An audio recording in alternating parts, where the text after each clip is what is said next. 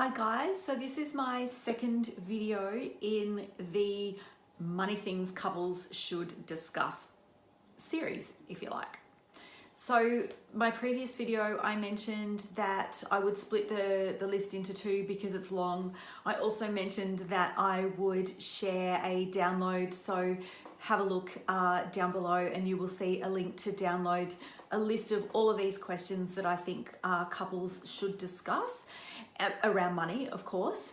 And let's go. Here's the next things in the list. So the next one in the list is other investments. So do you have a share portfolio, a property portfolio that you're bringing into the relationship? So who's going to manage that moving forward and be responsible for that? What's the value of those sorts of things? The next one is your emergency fund, and you guys would know that I recommend everyone has an emergency fund for emergencies rather than using things like credit cards. So are you going to have an emergency fund? If so, what's the amount that you want your emergency fund to be? And are you going to contribute to that 50-50? The next one is your spendings, just general spendings. So are you going to set a limit for that each week?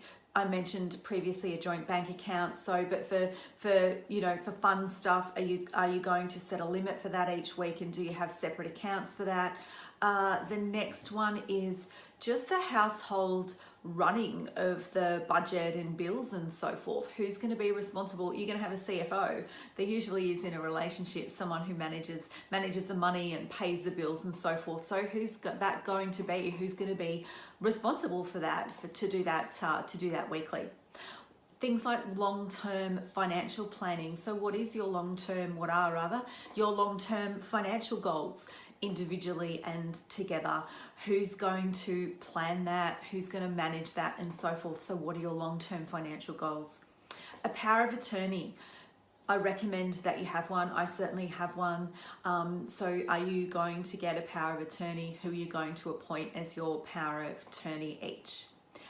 The next one is children from a previous relationship, and that is very, very common these days. So if you do bring children into a relationship, who's going to be responsible for the expenses of those children? So school fees, extracurricular activities, sports, gifts, all those sorts of things. So who's going to be responsible for that?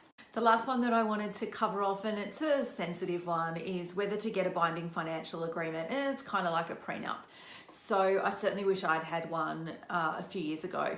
But this is where you would agree upfront and have a solicitor draw up a document, a binding financial agreement, whereby if the relationship doesn't last, what happens with assets, investments that you've brought into the relationship, the things that you've built together, those sorts of things. So that's something else to discuss. It's not for everyone, but certainly, put it on the table and have a discussion around a binding financial agreement. So that's it. That's the list of things to discuss.